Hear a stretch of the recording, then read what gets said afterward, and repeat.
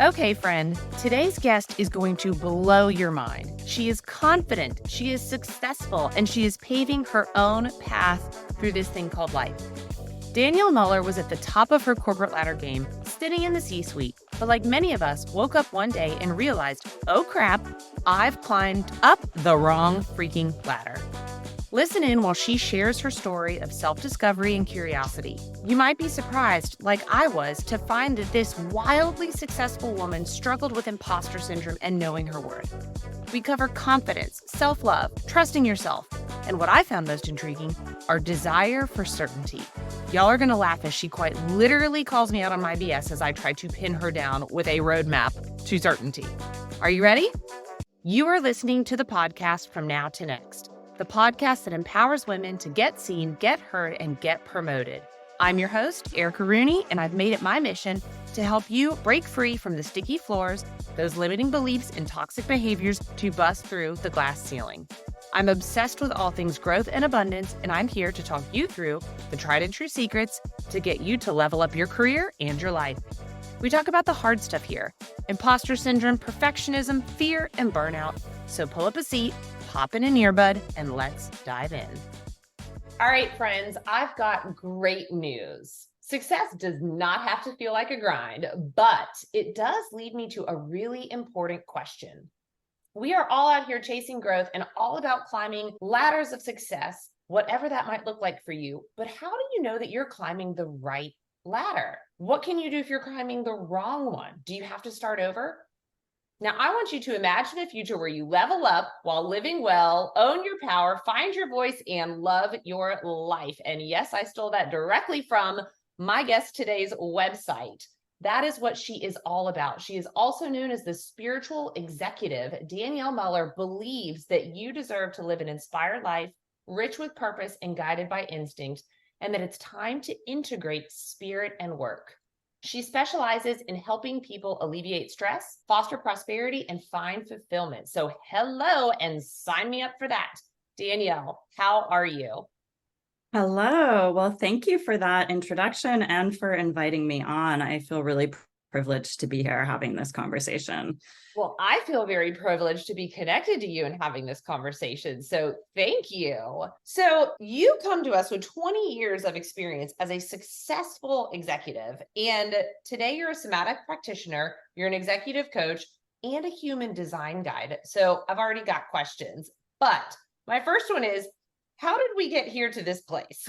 I mean, how long do we have? All we need. Okay, so let's see. Well, I want to say that I grew up in LA and I was raised by diehard atheists. So when I talk about spirituality, I am talking about whatever uplifts your spirit. So I am not religious. I am a person who has always been curious and I've always been seeking. And ultimately, what I've realized is I've always been seeking a deeper connection to myself. And that is sort of how I contextualize spirituality.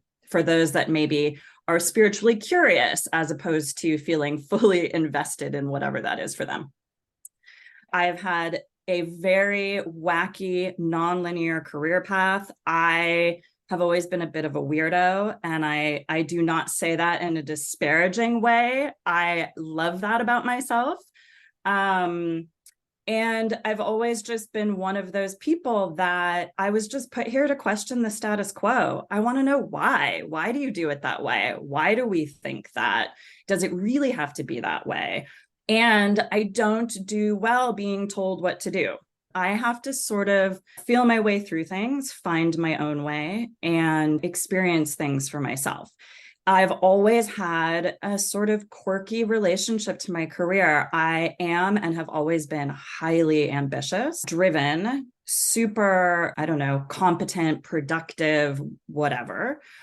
But I never really fit into any of the conventional norms, standards, institutions. I really just didn't fit. So there was always a lot of tension, right? And so I've always been sort of walking this path of figuring out where I fit in and also kind of embracing not fitting in and seeing how I can optimize and maximize the impact of that. So I've had this very long linear career. I've been in a lot of different businesses. All of this to say that I have really followed my curiosity and my gut. And I have really just followed those energetic breadcrumbs and not paid too much attention to how I was quote unquote supposed to do it. And so I built a lot of skills and I have a lot of experience under my belt. And I was always looking for the next thing. I'm very oriented to, okay, what's up next? Most recently, before starting the Spiritual Executive, I ran a branding agency in partnership with a dear friend of mine. And I was at the top of the ladder. I was chief strategy officer of this agency. At the time, I loved what I was doing. I loved the actual work. But behind the scenes, there were some politics and some things going on that weren't aligned with my values. And the founder of the agency had an idea about where he wanted to go directionally with the company that did not align with my values. And so I found myself at the top of the wrong ladder, looking around going, uh-oh, now what? Went through a professional divorce as a result of some of that stuff. This dear friend of mine and I, we went in separate directions. And I just decided to lean into what I've always done and who I've always been, which is, what is my gut telling me? What is my heart telling me? And what do I see as a need out there in the quote unquote market? And that is how I landed here. I ran into human design in the midst of all of this. And human design illuminated things for me that I had known about myself quietly in the background, maybe for my whole life, that I couldn't quite put my finger on or didn't know how to articulate. And suddenly this very esoteric system was naming it for me in such a brilliant way. And I guess in some ways, the puzzle pieces just all sort of came together. And I really found like a new, deeper relationship to myself and a new, deeper relationship to what I wanted to be doing in the world. So expand on human design for me, because I'm going to wager that we've got a lot of people listening who are like, what is she even talking about? Yes. So human design is an energy blueprint. It's an energy mapping system that is based in astrology, the I Ching, and Kabbalah, also the chakra system. And it is a very esoteric system that came into the world in the 80s. Some people think it is, as they say, very woo-woo. And being a person that comes from atheist parents, scientific materialists, and then having this very practical business career, I feel like I'm a bridge. I love the very esoteric, the ancient wisdom traditions. They really appeal to me. I bring a lot of curiosity. So I don't actually need to know whether it's true or not. I just need to know how it feels for myself. Mm-hmm. And so I just invite everyone that's investigating human design to try it on in that way. And what I love so much about it is at its foundation, it is teaching us to really tap into the wisdom, intelligence, and authority of our body and our own wisdom, intelligence, and authority. So to trust our inner authority above any external authority. And that's what really fundamentally appealed to me. Let's go a little deeper into what I do. So I got very into the human design, which is this energy blueprint. And this energy blueprint connected me to myself, and it connected to me to my body in a way that I had not been connected to my body. So in the culture that we live in, which is very driven, obviously, by capitalism, productivity, all of that kind of stuff, we are actually relatively disembodied as a culture. We are not giving ourselves a space to feel into the body. We're up in our heads all the time, figuring stuff out and making stuff work and solving problems, analyzing. And there's a balance that we're seeking. So that led me to become a somatic practitioner. I really wanted to understand what it meant to be embodied. I wanted to study the nervous system. The nervous system is being talked about a lot in relationship to trauma, but I like to talk about it in relationship to, let's call it like capital T trauma and little t trauma. So little t trauma is sort of the everyday stuff. It's the stuff that we engage with at work, right? The disagreement or the feelings of maybe inadequacy or, worrying about not doing it right or whatever it is, having the boss that's super authoritarian, all of that stuff all has an effect and impact on our nervous system and is in fact triggering sense memory that's already built into the nervous system from whatever our childhood experiences are, just, being in this world as a human. So I started to study that. And so I started to bring those two things together. So human design for me is like a map. It's like a guide. I can look at your chart and understand to some degree what energies come naturally to you, and where potentially there is the opportunity for shadow work that could really break some new opportunity or new way of being open for you. Then we bring in the somatic work and the nervous system work to connect to decision-making strategies that are not in the head. So that's part of the beauty of human design, is that it proposes that everybody has an essential innate decision-making strategy within them. And I can guide you to find that so that you can find more ease in making decisions. And then something I've always loved and always done for myself, and then mapping out an actionable path to executing that vision. And the difference now is that I really infuse that vision work with this idea that you want to craft vision without turning vision into an agenda. So I think we're all so addicted to doing, results, agenda, the way things are supposed to be, the way things are supposed to look. Success has this very conventional spin on it. And I want us to question all of that. And so vision without turning it into an agenda, and the idea of clarity, which is more flexible. Like clarity is a moving target, right? You can feel really clear about something in one moment, and then things in the world change and you come to a new level of clarity. So clarity above certainty, right? I like to break up this notion of certainty. Nobody has certainty. And there is no... I was just gonna say, I was like, I think we come into this world where we're like, these are all the things I'm gonna do. And if I do X, Y, and Z, then I will be happy and successful and and then shit happens and that's never the case.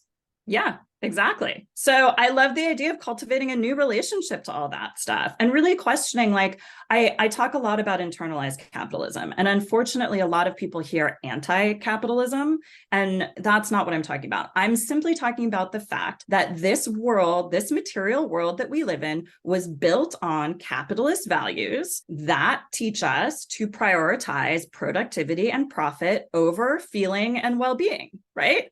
So it's worth questioning that, because the things that we sometimes perceive as being true are actually just ideas that we've been thinking over and over again for a very long time. Yeah, it's what we've been taught. So we just assume that it's true. And I want to know what's true for you. And I want to know what's true for me. This is life's work. That's what inspires me, because it's always changing. Yeah, it's a journey. It is a journey. And there is no, I mean, we're all headed to the same destination, right? But yes. But there is no, it's ever flowing. It's the waves of life, which I find really interesting.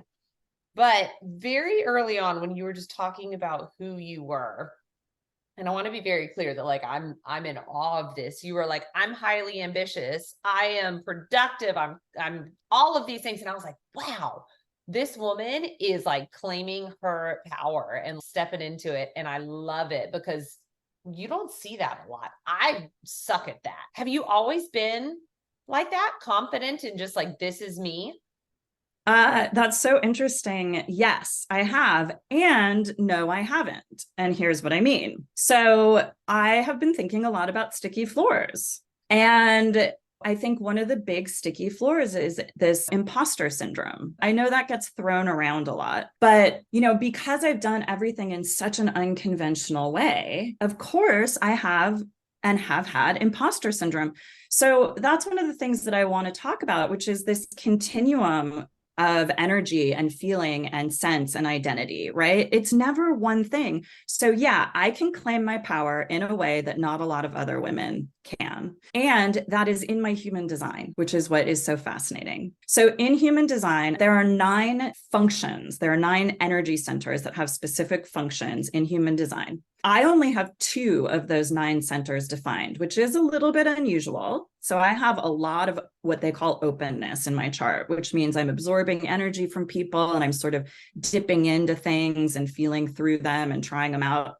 But I only have 2 defined centers, which means I only have 2 defined energy functions that are consistent and reliable in my chart. And those are my survival instincts and my will. So it's also sometimes known as the ego center. So I have very consistent access to my self-will and my ego, my sense of self-worth, which does not mean that I haven't spent a lot of time and energy working on not feeling like a piece of shit, because that is just part of the human experience, right? I have my own childhood trauma and stuff that I've had to work through to really be able to align with that self-esteem. So in the shadow side of my will center, I can barrel into a boardroom full of men and tell them what's what. But it's not always totally aligned or authentic for me. So I've learned how to feel into sometimes that will energy is being expressed out of a need to prove myself. And part of what I do, I feel really connected to the idea that part of what I'm here for is to share some of that will center energy, because I do work with a lot of people that, as it happens, have an undefined will center, which means they don't have consistent access to that energy. And it doesn't mean that they don't have it or can't have it, that it's not part of who they are. It just means that by being in my space, in my energy, they can start to more deeply understand how it feels for them. They can try mine on, so to speak, and maybe take it away with them. Another thing that comes to mind when you say that, and I think a lot about this, is that I spent a lot of years thinking that being worthy or being lovable was something that someone else decided for me, and looking for where I could plug into that kind of approval or acceptance. And so a lot of my journey has been coming to understand that it's a decision I make for myself. And it's a practice. So you don't make the decision and then suddenly you have ultimate confidence and you walk around the world that easy. Yeah, right? No, it's a practice like everything else. And it ebbs and flows. And I have many days where I have stretched myself beyond my comfort zone. And then I'm under the covers, like watching Netflix because I'm scared, or whatever. So how did that show up for you? This, being worthy is something that someone else decided for you. Was it like this people-pleasing tendency, or just how do you feel like that showed up in your life? That's such a good question. I don't tend to be a people pleaser. How did that show up for me? Well, I'm going to say where it really showed up for me is I had a horrible, horrible romantic relationship. If I'm being 100% honest, I had a baby with a man who was not well, and it was a little bit of a shotgun situation. And I married him because that's what my family wanted me to do. And I had this newborn baby. I was a new mom. I had this very disruptive, I would even say abusive, just like really crazy relationship that kind of blew up my life. And I had a newborn. I left him when my daughter was about 6 months old. So I was holding this baby up while really going into the deepest, darkest parts of myself. And it was really through that experience that I realized I had a choice. I could identify with that experience, or I could look for what my part of that relationship was, because I do believe it takes two. And while I will say, like, he was not well and he was whatever abusive and all of that, I knew I had a part and I knew I had to find it. And so when I found it, what I found was I didn't feel worthy or deserving of having a loving partnership. In fact, what I really found was that I didn't actually know what a loving partnership was. I mucked around in there and I did some shadow work. And that was really where it started to emerge. Very interesting. A lot of the women that I talk to, when I ask them what is the one thing, and I'm going to ask you this question later, but I always ask them, what is the one thing that you wish you knew? And so many women have said, I wish I knew my worth. And some of them are talking about jobs and corporate experiences, but a lot of them are talking about just worth in their life and how they showed up in relationships that they might not have stuck around in, friendships, you know, romantic relationships, all of these different types of relationships, because they believed that another person dictated their worth. And so I find it interesting that that's kind of where we're going. Yeah, well, I think there's like an inextricable link between romance and finance, to put it simply, because those are such big components of our life. First of all, our nervous system is hardwired to seek belonging. And then we have, like, back to the spiritual executive thing, and what, you know, uplifts your spirit and what are you connected to that is maybe larger than yourself. And in the beginning, it's our parents. You are powerless when you are a child. And so we absorb a lot of what we feel about ourselves is absorbed through our parents. So yeah, I think this is a really interesting connection, actually, because the other thing that I think about and talk about a lot in the work that I do is that actually, so you can have tremendous financial success and have no self-love. You can. Absolutely.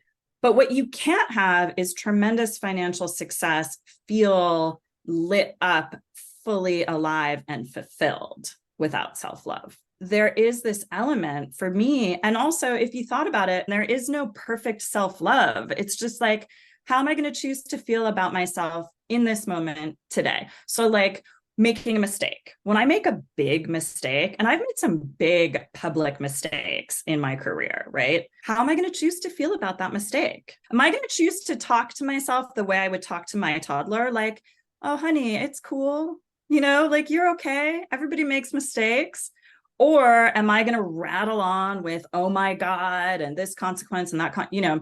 So I think our relationship to our self, I think our ability to trust ourselves is really foundational to feeling fulfilled. And then success, right? Because I know, and I've probed into this a lot because I did get really curious, like, you know, there are a lot of really incredibly successful people that really, really hate themselves and are really, really unhappy. And then there are those that are really blessed to be really authentically expressing themselves and creating abundance and financial success through being aligned with themselves. And then there are some in the middle who are probably not as self-loathing, but they're out there trying to prove themselves, maybe because they've just internalized some ideas that they don't realize they've internalized. So my brain's going in like 20 different directions right now. But one of the things that you said that kind of got my thoughts going here is talking about fulfillment and like trusting yourself. And that can be so challenging when all we want to do, we want to know the roadmap. We want to know like the GPS directions of, if I make this turn and this turn, I'm going to end up in this location and this spot, and I will be happy and fulfilled and financially successful and all of the things. And I mean, I remember feeling that way, right? If I get good grades in high school and go to college and meet a nice boy and And it wasn't until I don't want to say let it all go, but really just found this trust of like, I don't really know where it's going to end up, but I trust that it's going to be good. But how can people get to that point? Well, are you asking how do people get to the letting go point? Yeah, the point where they can let go and trust and just embrace what is, I suppose. Yeah. Well, I mean, I think there are 400 different answers to that question. It goes back to the certainty conversation. So we are so programmed to seek certainty. And our leaders, there's this fantastic book called The Power of Giving Away Power. And in that book, the author, he's a diplomat, and he talks about how he had to give these diplomatic addresses where he described the sort of landscape of what was happening, and he had to deliver them with this contrived certainty. We pretend we have certainty, or we're always like throwing the dart at certainty, like it's this real thing, and it doesn't actually exist, but it's really, really programmed into our system. So I think, first of all, we have to be really gentle with ourselves and we have to kind of chill a little bit and accept what is. And then how do you get to the letting go? Well, isn't that a good question? And wouldn't it be great if there was just a step-by-step plan, Wouldn't that be wonderful? I mean, that goes against the goal. You're calling me out on all my bullshit here, Danielle. Yeah, no, I love it. I mean, it's true. It's all my bullshit too. I've made a whole career out of it. I think we have to be two-headed about it, right? So like, again, vision. So I'm going to craft a vision and I'm going to pretend like I know how to get there. And then I'm going to follow the energetic breadcrumbs. We don't have to see the whole picture. We just have to see the next step. But we aren't being taught that. Here's what I'm going to say. Here's my answer to your question. How do you get to that place of letting go? Here's the answer. I don't think you're going to like it. Okay. Every hour, stand up for 2 minutes and dance around your office. No, if that doesn't appeal to you, if that doesn't appeal to you, take 3 deep candle breaths. Candle breaths are where you longer exhale than the inhale. You blow through your pursed lips as though you're blowing out a candle, right? It's really small things. And people don't want the answer to be really small things. They want some big sweeping solution that's just going to fix their life. So we want the prescription. We want the GPS play-by-play direction book. We want the certainty. We want the certainty. We don't want to make mistakes. We don't want to be human. We want things to come together. We want ease, right? We want things to be easy. We want things to feel good. But here's the truth. Feeling good doesn't exist without experiencing pain. You have to have both those experiences. It's part of life. It's part of being human. And in fact, it makes the delight and the good feelings, the excitement, it makes it so much more potent when you have the contrast. I made this TikTok video. Someone said this to me many years ago, and it has stuck with me. And I felt like I wanted to share it with the world, which is this. I really wish upon every single human that they have such an emotional bottom at some point that they feel so desperate and so broken that they're willing to surrender. And that's really the answer to that question. And people go to really any lengths to avoid that experience, but it's really a beautiful, powerful experience. And I don't know that you need to have that catastrophic an experience. Find yourself on this path of healing or letting go or whatever you want to call it. But for those that are hanging on really tight, and I think it's just little small things. And I think, I was just talking to a friend yesterday who is in the film business and the film industry is on strike. And so she finds herself really idle, which is not normal. And that can be really uncomfortable for a lot of people because, again, we're like really addicted to this culture of busyness. And I was saying like, well, what feels good? What do you like? No. Silence. Yeah. I don't know. Because we don't build that into our life and we don't take a lot of time out to figure that out. And it can be really uncomfortable. And just by the way, I revisit that question all the time and I have to constantly go back to it. And I spend my life probing into this subject. But it's like, what do I like? What do I want to do outside of making the money, chasing the result, what have you? So, yeah. So really quick, I want to go back to the imposter syndrome. Okay. Do you feel like you have to continually revisit that and check yourself to make sure that you are not kind of diving back into that? Oh, yeah. Yeah. So here's where the nervous system work comes in. So I'm of the opinion that if you're feeling stuck, if you're feeling dissatisfied, stuck, unfulfilled, whatever, that you haven't calibrated your nervous system to hold whatever is next for you. And so that's some of the work that we need to do. And I'll just speak for myself. I am constantly stepping into new versions of myself. And that requires being really gentle and loving with my nervous system. And my nervous system is where, in my opinion, is where my imposter syndrome comes from, right? I mean, it's in the mind too, but there's this visceral feeling in my heart space when I claim something new for myself that I haven't fully integrated. And then I go, what will other people think of me? And that's what I think is really interesting and beautiful about the somatic work and the nervous system work. There are such simple ways to start to integrate that. And I've had such tremendous success with the people that I work with. And they're just expanding in every which way. And even sometimes just asking, what do I want, can be a very confronting question. And then you take the human design into consideration, right? Because everybody's designed differently. But I think it takes bravery to show up and be vulnerable and talk about those things, because we have been taught to hide those things away. Yes. Absolutely. That's the other thing is like, not everybody, again, I'm designed to be out on a ledge. Not everybody is. So it's really about what's true for you, being brave enough to maybe push your edges a little bit, feel into the edges a little bit, and learn something new about yourself. Yeah, I love that.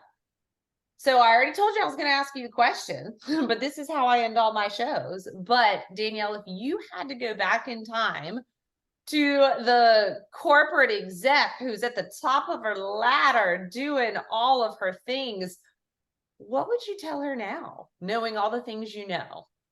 Well, it's funny because I think that this is different than most women, though maybe most more executive women will relate to this. I would tell her it's safe to be in your heart. It's safe to be soft and vulnerable. You don't have to be such a badass all the time. Love that.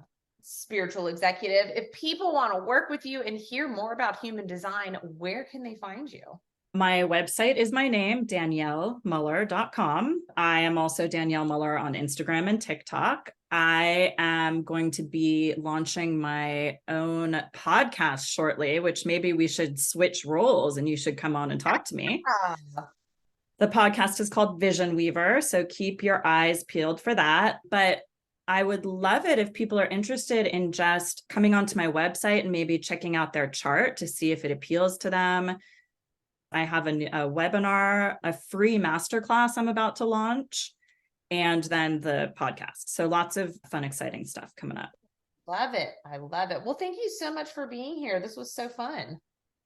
It's so awesome. I love the work that you're doing. Thank you for having me. Okay, friends, make sure that you go straight to Danielle's website and go pull your chart. It is going to be so insightful. But thank you for tuning in. I am so glad that you listened and spent some time with me today. So just one last thing, make sure that you head out there, follow me on Instagram, LinkedIn, and all the socials for more content just like this, and stop putting a ceiling on what's possible and start breaking through it.